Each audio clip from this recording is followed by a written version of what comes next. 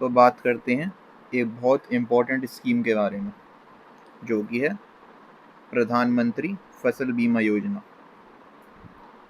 प्रधानमंत्री फसल बीमा योजना के बारे में बात करते हैं कि किस तरीके से एक किसान को अपनी फसल पर बीमा मिलता है, यानी कि अपना फसल का बीमा करवा सकता है कोई भी फार्मर। फरवरी 2016 में 18 फरवरी 2016 को लॉन्च हुई थी स्कीम और खरीफ सीजन से स्टार्ट हो गई थी 2016 से। Ministry of agriculture and farmer welfare के तहत आती है। दो पुरानी स्कीम थी क्रॉप इंश्योरेंस की, जिसमें पहले थी नेशनल एग्रीकल्चर इंश्योरेंस स्कीम और दूसरी थी modified national agriculture insurance scheme. इन दोनों को हटा करके, इन दोनों को रिप्लेस करके प्रधानमंत्री फसल बीमा योजना आई है। क्या क्या ऑब्जेक्टिव है? ऑब्जेक्टिव इसमें ये है कि किसान को अपनी फसल का बीमा करवा पाए, जिससे अल्टीमेटली उसे फाइनेंशियल सपोर्ट मिलेगा अगर क्रॉप लॉस होता है तो। किसी भी क्रॉप डैमेज में किसान पर ज़्यादा असर ना पड़े, उसकी इनकम स्टेबलाइज हो और वो मॉडर्न फार्मिंग प्रैक्टिसेस की तरफ आगे बढ़े। अब देखो, प्रधानमंत्री फसल बीमा योजना में जो बीमे का प्रीमियम है वो गवर्नमेंट पहले से फिक्स करके रखती है कि कितना आपको कौन से क्रॉप के लिए। जैसे खरीफ सीज़न के अलग अलग क्रॉप्स हैं, तो खरीफ सीज़न के जो क्रॉप्स हैं उनके लिए कितना आपको प्रीमियम, यानी कि किश्त, कितनी किश्त आपको देनी पड़ेगी अपने बीमे की। रबी सीज़न के जो क्रॉप्स हैं उनके लिए बीमे की कितनी किश्त आपको देनी है, और जो हॉर्टिकल्चर क्रॉप्स हैं या एनुअल कमर्शियल क्रॉप्स हैं उनके लिए बीमे की कितनी किश्त जाएगी किसान की तरफ से, वो पहले से फिक्स कर रखा है सरकार ने। जैसे कि इसमें खरीफ सीज़न के जो क्रॉप्स हैं, जितने भी सीरियल होते हैं खरीफ सीज़न के सारे इंक्लूडेड हैं, सारे मिलेट्स इंक्लूडेड हैं खरीफ सीज़न के, सारी की सारी दालें और सारी की सारी ऑयल सीड्स। अब इन पर 2% का, जो एक तरीके से कह सकते हैं कि जो टोटल हमारा प्रीमियम का अमाउंट होगा वो कितना होगा, वो होता है हमारा 2% ऑफ SI। SI क्या है इसकी बात अभी हम करेंगे। तो SI का 2% डिसाइड किया गया है खरीफ क्रॉप्स के लिए, जो प्रीमियम किसान को पे करना है, ये गवर्नमेंट की तरफ से डिसाइड होता है। रबी क्रॉप्स में भी सारे के सारे सीरियल, मिलेट्स, पल्सेस और ऑयल सीड्स आते हैं रबी सीज़न वाले, और इनके लिए जो प्रीमियम की अमाउंट निर्धारित किया गया है वो किया गया है 1.5% ऑफ SI, या फिर एक्चुरियल रेट, जो भी कम हो। दो तरीके से प्रीमियम डिसाइड होता है, एक इंश्योरेंस कंपनी प्रीमियम डिसाइड करती है जिसे हम बोलते हैं एक्चुरियल रेट, और गवर्नमेंट जो प्रीमियम डिसाइड करती है वो ये है जो पहले से सेट कर रखा है, जैसे कि 2% SI, रबी क्रॉप्स के लिए 1.5% SI, खरीफ क्रॉप्स के लिए 5% SI, इस तरीके से। तो जो गवर्नमेंट ने डिसाइड कर रखा है और जो इंश्योरेंस कंपनी बताती है अपना एक्चुरियल रेट, दोनों में से जो भी कम होता है किसान वही वाला प्रीमियम पे करता है अपने बीमे का, और उसका बीमा जो है वो लग जाता है। तो अब आगे बात करते हैं। जैसे कि हमने खरीफ क्रॉप्स के लिए देखा कि SI का 2%, ये SI क्या है ये अभी बात करनी है हमें आगे। पहले बेसिक से चल रहे हैं कि एक्चुअल में चीज़ें हैं किस तरीके से। तो खरीफ सीज़न में हमने देखा कि सारे सीरियल, मिलेट्स, पल्सेस और ऑयल सीड्स इंक्लूडेड रहते हैं, और जो प्रीमियम है वो डिसाइड किया गया है 2% ऑफ SI या फिर एक्चुरियल रेट, जो भी कम हो। रबी क्रॉप्स के लिए भी सारे के सारे सीरियल, मिलेट्स, पल्सेस और ऑयल सीड्स जो हैं बीमे में इंक्लूडेड रहते हैं। मतलब ये सारी चीज़ें आपकी स्कीम में इंक्लूड करी गई हैं, और प्रीमियम जो डिसाइड किया गया है वो करा गया है 1.5% ऑफ SI या फिर एक्चुरियल रेट, जो भी कम हो। खरीफ और रबी के जो आपके एनुअल कमर्शियल या एनुअल हॉर्टिकल्चर क्रॉप्स हैं इनके लिए 5% SI या फिर एक्चुरियल रेट, या दोनों में से जो भी कम हो। अब SI हम कर रहे हैं, ये SI का मतलब क्या है? ये होता है सम इंश्योर्ड। सम इंश्योर्ड जिसे हम स्केल ऑफ फाइनेंस भी कहते हैं। देखो, आप इसको इस तरीके से समझो, आप कोई भी फसल उगाओगे तो सबसे पहले कहाँ से स्टार्टिंग होती है? सबसे पहले ज़मीन जो आपने ले रखी है आपकी अपनी या फिर किराए की, ठीक है। उसके बाद वहाँ पे आप लैंड प्रिपरेशन करते हो। लैंड प्रिपरेशन के बाद में आप वहाँ पे सीड लेकर के आओगे, और उसके बाद में सोइंग करोगे। सोइंग के बाद में क्या होगा, फर्टिलाइज़र्स वगैरह भी आप अप्लाई करोगे, वीडिंग वगैरह करोगे, है ना। इंटरकल्चरल ऑपरेशंस फॉलो होंगे सारे के सारे। बाद में जब फाइनली क्रॉप तैयार हो जाएगा तो फिर उसकी हार्वेस्टिंग होगी, उसके बाद में उसकी थ्रेशिंग होगी, और फिर पोस्ट हार्वेस्ट मैनेजमेंट होगा। तो पूरे के पूरे क्रॉप कल्टीवेशन में कितना खर्चा आएगा वो हमारा कहलाता है सम इंश्योर्ड या SI। अब ये कौन डिसाइड करेगा कि कौन से क्रॉप के खेती में कितना खर्चा आ रहा है किसी स्पेसिफिक जगह पर? अब देखो, हर किसान के पास अलग अलग ज़मीन होती है, और जो भी क्रॉप किसान लगा रहा है जैसे कि मान लो चावल लगा रहा है, तो 1 हेक्टेयर में अगर मान लो कोई किसान है, उसके पास में 1 हेक्टेयर ज़मीन है, तो अगर किसान के पास में 1 हेक्टेयर ज़मीन है और वो मान लो चावल की खेती करना चाहता है, तो 1 हेक्टेयर की ज़मीन में चावल की खेती में किसी स्पेसिफिक शहर का वो किसान है मान लो, या किसी गांव का, एक कहीं का भी है, तो उस लोकेशन में 1 हेक्टेयर ज़मीन पर चावल की खेती में कितना टोटल खर्चा आएगा, यानी कि कल्टीवेशन की टोटल कॉस्ट कितनी रहेगी, ये कौन निर्धारित करेगा? ये किसान निर्धारित नहीं करता है, ये ध्यान रखना। उस गांव में जहाँ पे किसान रहता है या उस शहर में एक डिस्ट्रिक्ट लेवल टेक्निकल कमेटी होती है, वो ये बताती है कि एक्चुअल में कल्टीवेशन में कॉस्ट कितनी आएगी। और ये प्री फिक्स होता है कि भाई अगर आपके पास में, जैसे मान लो मैं अलीगढ़ में रहता हूँ, तो अलीगढ़ में अगर मैं रहता हूँ, अगर मेरे पास में मान लो 5 बीघा ज़मीन है, तो अगर मान लो एग्जाम्पल के तौर पे मेरे पास 5 बीघा ज़मीन है, तो ये पहले से डिस्ट्रिक्ट लेवल टेक्निकल कमेटी ने फिक्स कर रखा होता है कि कितनी ज़मीन पे फला क्रॉप को अगर हम ग्रो करें तो कितना खर्चा आएगा टोटल। जैसे मान लो 1 हेक्टेयर पे चावल को ग्रो करने में टोटल कितना खर्चा आएगा, ये पहले से सेट कर रखा है डिस्ट्रिक्ट लेवल टेक्निकल कमेटी ने। यही अगर चावल को मैं 5 बीघे में ग्रो करूँ तो कितना खर्चा आएगा, तो भी इन्होंने पहले से सेट कर रखा है डिस्ट्रिक्ट लेवल टेक्निकल कमेटी ने। हर शहर की डिस्ट्रिक्ट लेवल टेक्निकल कमेटी अलग होती है, याद रखना। हर शहर में एक कमेटी होती है जिसे हम डिस्ट्रिक्ट लेवल टेक्निकल कमेटी बोलते हैं, और वही ये निर्धारित करती है कि एक सर्टेन ज़मीन के अमाउंट पर हम अगर कोई क्रॉप लगाते हैं तो उसका टोटल खर्चा कितना आता है। जैसा मैंने बता दिया कि 1 हेक्टेयर में चावल की खेती में कितना खर्चा आएगा, पहले से सेट है। 5 बीघे में कितना खर्चा आएगा, पहले से सेट है। 2 बीघे में कितना खर्चा आएगा, पहले से सेट है। 4 हेक्टेयर में कितना खर्चा आएगा, पहले से सेट है। तो इसमें किसान जो है ये डिटरमाइन नहीं कर सकता। और ये जो रकम होगी यही होती है बीमे का जो टोटल क्लेम अमाउंट है वो। प्रीफिक्स जो हमारा सम इंश्योर्ड है प्रीफिक्स्ड है already for every crop and for every land size bye district level technical committee, जिसे हम शॉर्ट में DLTC बोल रहे हैं।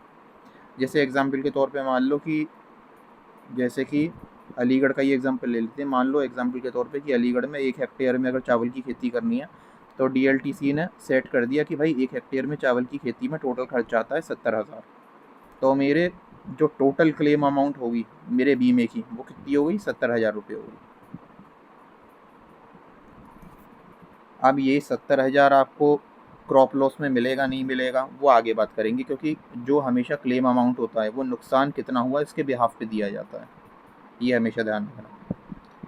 तो एक तो हमने देख लिया कि सम इंश्योर्ड क्या है। एक बार और आसान शब्दों में बता देता हूँ।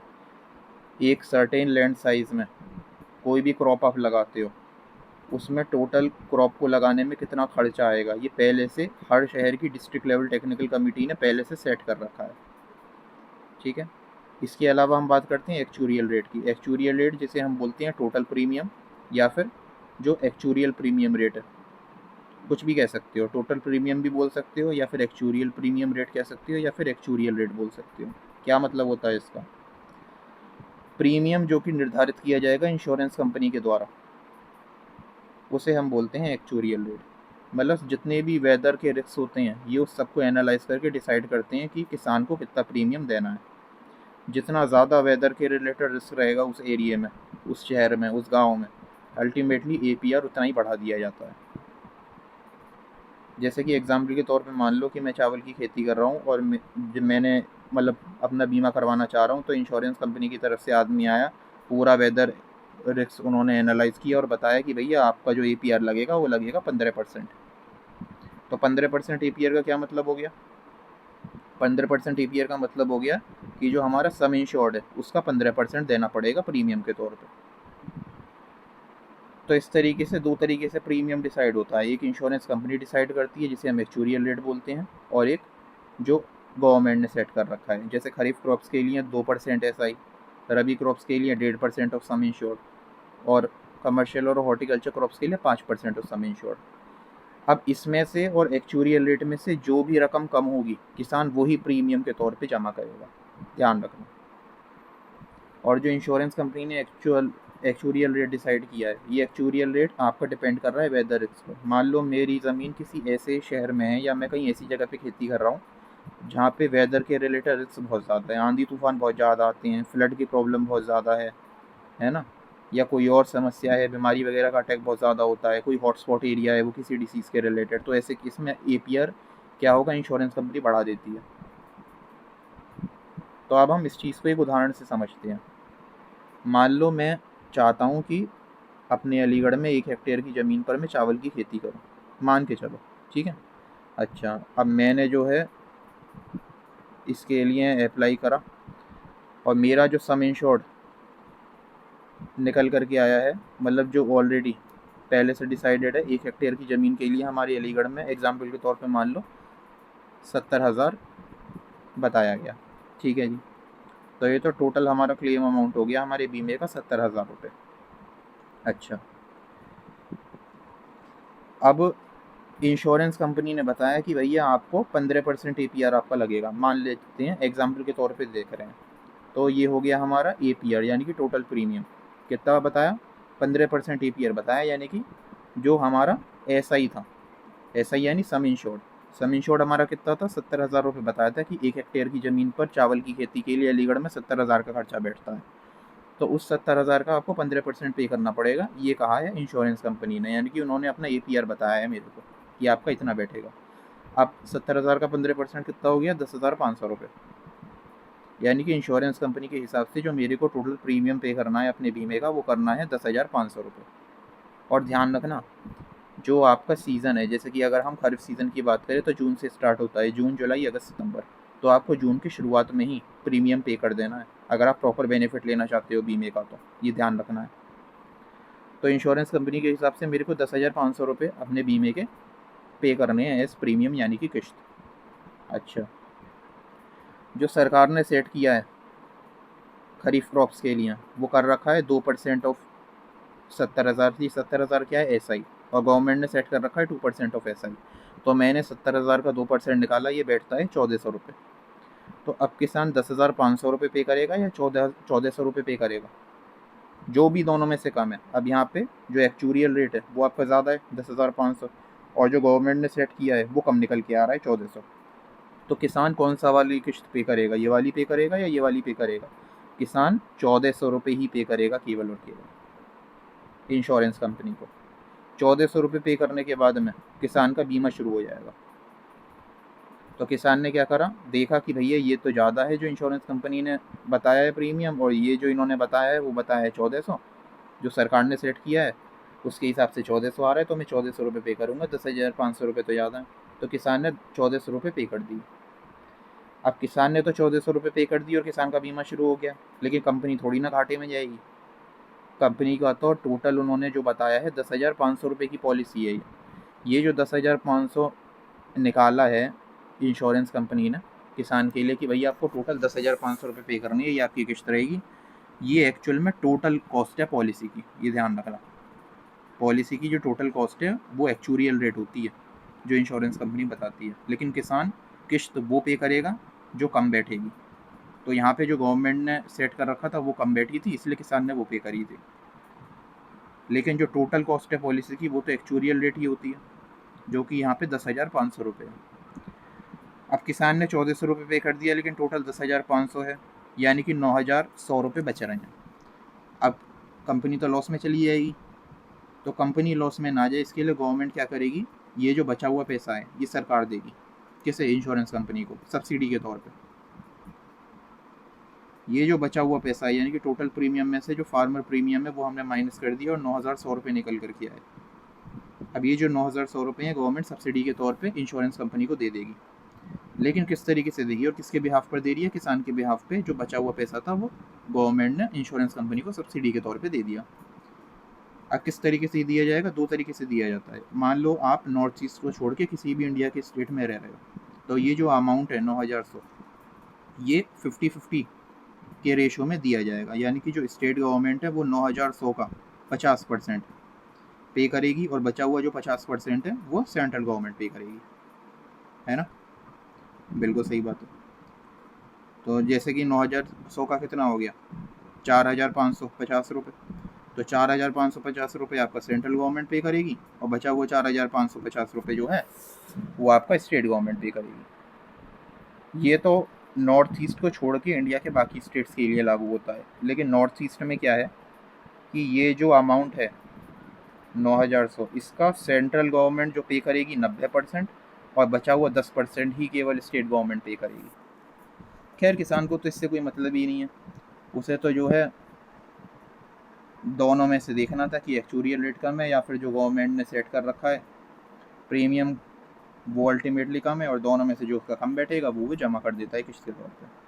ये तो बाद में सरकार का अपना सिर दर्द है कि वो किस तरीके से इंश्योरेंस कंपनी को पैसा देती है। अच्छा जी, अब मान लो पूरा का पूरा क्रॉप लॉस हो गया, किसान की जो फसल है वो मान लो पूरी की पूरी चौपट हो गई। अच्छे तरीके से उसने फसल उगाई, फसल मान लो खेत में खड़ी हुई थी या फिर वो हार्वेस्ट कर चुका था, या फिर मान लो वो खेत में खड़ी हुई थी और कोई आंधी तूफान आया, ओलावृष्टि हुई या फिर फ्लड आ गया और पूरी फसल चौपट हो गई, या कोई बीमारी फैल गई और पूरे गांव की फसल चौपट हो गई।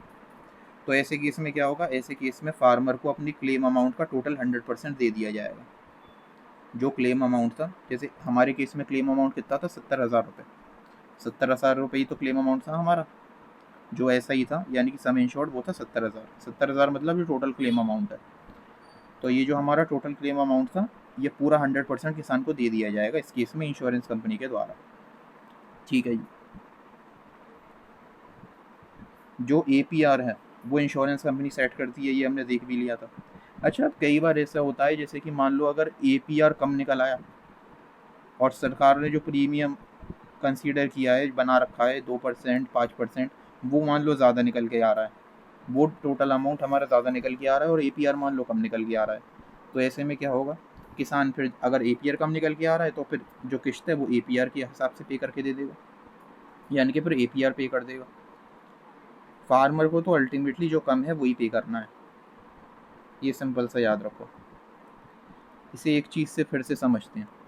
अब जैसे कि मान लो मैं 1 हेक्टेयर में ही खेती कर रहा हूँ चावल की, एग्जाम्पल के तौर पे, और मेरा जो खेत है बाकायदा इरीगेटेड कंडीशन है और बहुत ही बेहतरीन कंडीशन है, ना आंधी तूफान आते हैं हमारे इलाके में, ना कोई फ्लडिंग की प्रॉब्लम है, ना कोई बीमारी के प्रति ससेप्टेबल या हॉटस्पॉट एरिया है, कुछ नहीं है, बहुत ही बड़ी एरिया है, यानी कि कोई भी जो वेदर रिस्क है वो नहीं है। अब वेदर रिस्क अगर कम होगा तो अल्टीमेटली APR भी कम हो जाएगा, क्योंकि डायरेक्टली प्रोपोर्शनल होता है APR वेदर रिस्क के। तो अब यहाँ पे है क्या, क्योंकि वेदर रिस्क कम है, मेरे इलाके में कोई भी ज़्यादा प्रॉब्लम नहीं है बीमारी या फ्लड वगैरह की, तो फसल के फेल होने के चांसेस भी कम है, इस वजह से APR जो है वो कम सेट होगा, मतलब जो इंश्योरेंस कंपनी है वो APR कम रखेगी। तो मान लो इंश्योरेंस कंपनी ने कह दिया कि भैया आपका जो APR है वो APR है आपका 1.5% APR उन्होंने बता दिया, और क्योंकि सम इंश्योर्ड हमारा 70,000 रुपये था तो 70,000 रुपये का 1.5% हमें एज अ प्रीमियम के तौर पे करना है, ऐसा इंश्योरेंस कंपनी ने कह दिया कि आपकी जो टोटल कॉस्ट हो गई पॉलिसी की वो हो गई भैया 1,050 रुपये। ठीक है जी, क्योंकि 70,000 का 1.5% कितना हो गया, 1,050। ठीक है, ठीक है जी।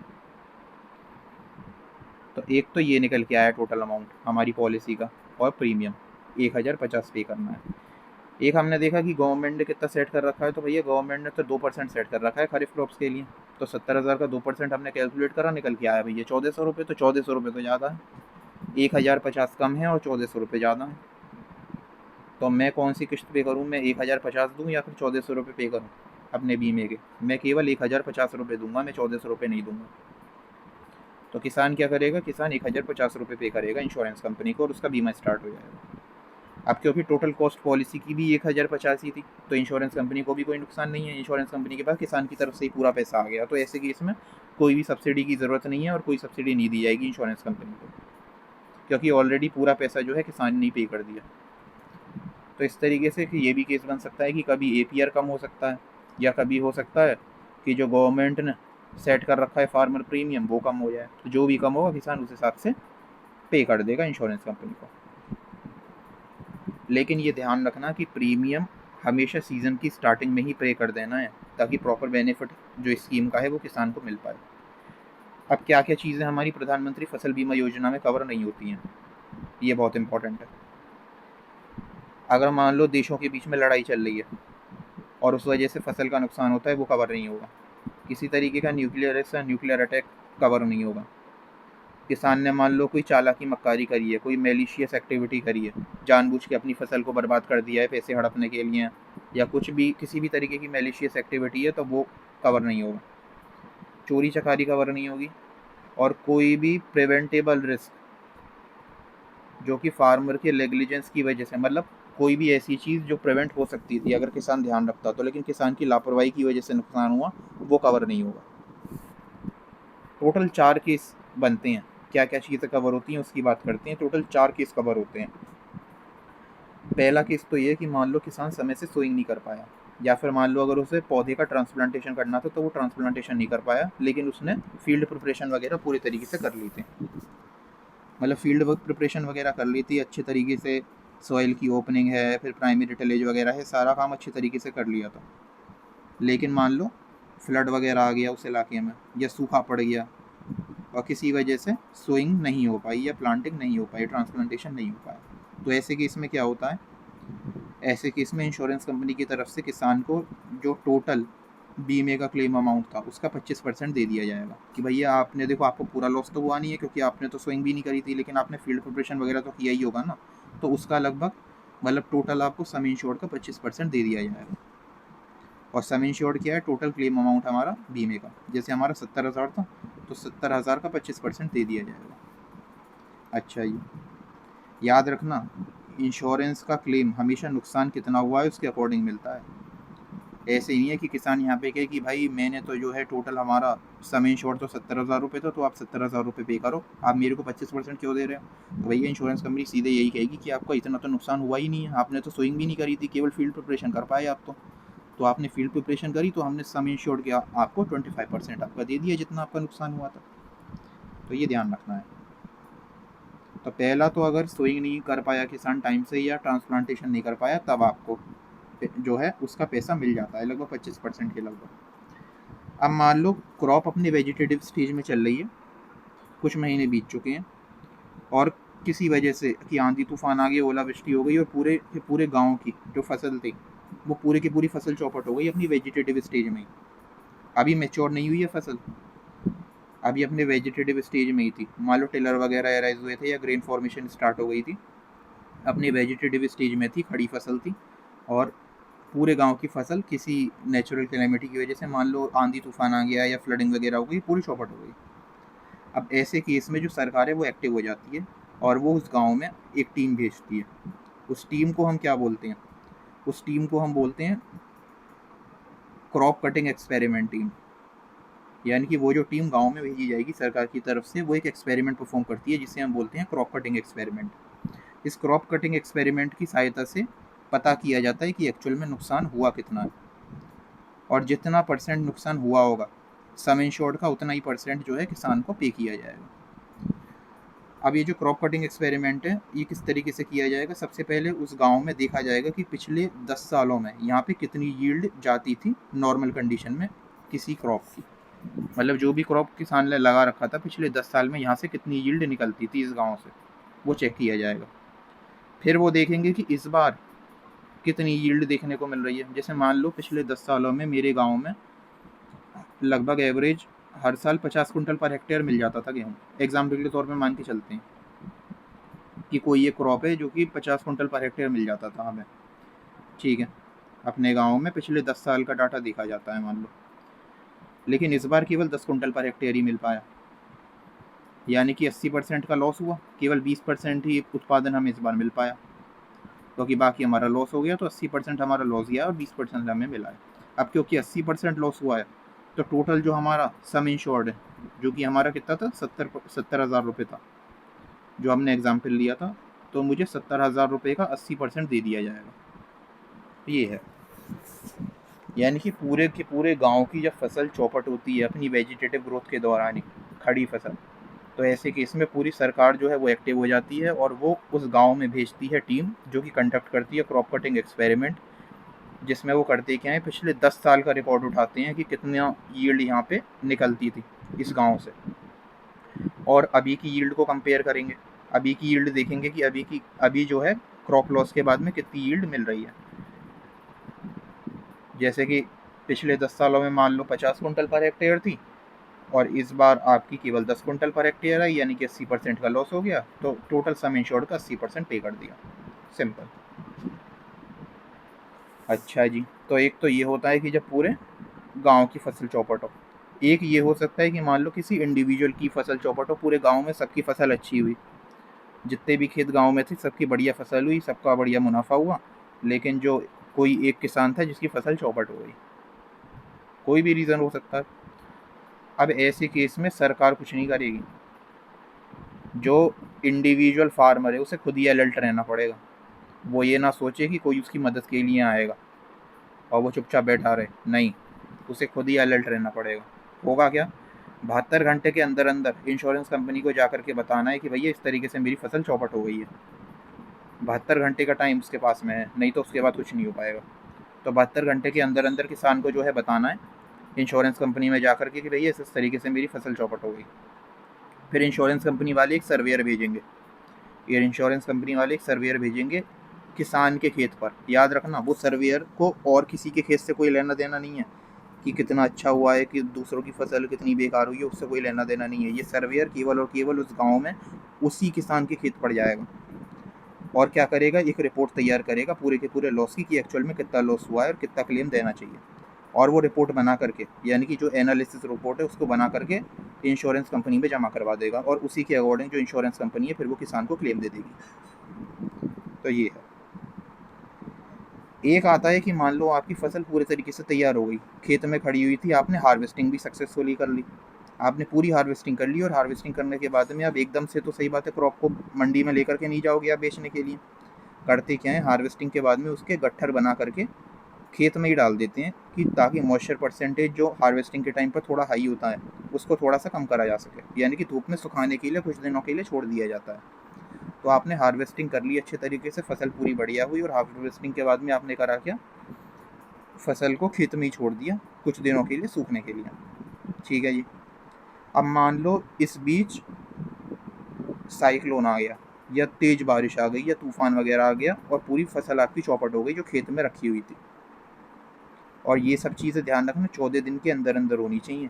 ऐसा नहीं है आपने जानबूझ के लापरवाही कर दी, महीने भर तक आपकी फसल जो है खेत में ही पड़ी हुई है, आप जानबूझ के कुछ कर ही नहीं रहे हो, तो ये फिर फार्मर का अपना नेग्लिजेंस माना जाएगा और उसे कोई क्लेम नहीं मिलेगा। लेकिन अगर नॉर्मल कंडीशन में, मतलब किसान ने हार्वेस्टिंग कर ली और हार्वेस्टिंग के बाद में खेत में अपनी फसल डाली कुछ दिनों के लिए सूखने के लिए, और अगर 14 दिन के अंदर अंदर कोई साइक्लोन, रेनफॉल, स्टॉर्म वगैरह आ जाता है तो ऐसे केस में फसल पूरी चौपट हो जाएगी। तो ऐसे केस में क्या होगा, जो भी पूरा क्लेम अमाउंट था वो पूरा का पूरा 100% क्लेम अमाउंट किसान को दे दिया जाएगा, यानी कि सम इंश्योर्ड जो था पूरा का पूरा वो लगभग 100% क्लेम अमाउंट किसान को दे दिया जाएगा। और अगर किसान ने मान लो लापरवाही कर रखी है, जानबूझ के अपनी फसल को खेत में फेंक रखा है, या मान लो ऐसे है, ये भी चीज़ चेक होती है कि मान लो ऑलरेडी बारिश का मौसम चल रहा है, हर दिन बारिश आ रही है, और तो भी आप जानबूझ के खेत में अपनी फसल डाल रहे हो, तो ये फिर ये सब चीज़ें फिर फार्मर के नेग्लिजेंस में काउंट हो जाती हैं और ऐसे केस में क्लेम नहीं मिलता है। नहीं तो नॉर्मल केस में 14 दिन के अंदर अंदर अगर कोई भी साइक्लोन वगैरह आता है, स्टॉर्म वगैरह आता है, किसान ने अपनी फसल रख रखी थी सुखाने के लिए, और तब अगर लॉस होता है तो ऐसे केस में 100% क्लेम किसान को दे दिया जाता है। तो ये था हमारा क्रॉप इंश्योरेंस के बारे में पूरा का पूरा, कि किस तरीके से किसी भी फसल का बीमा करवाया जा सकता है और किन बातों का ध्यान रखना होता है। तो ये पूरा टॉपिक हमारा कंप्लीट हो गया। ये पूरा क्रॉप इंश्योरेंस का टॉपिक था जो हमारा कंप्लीट हो गया।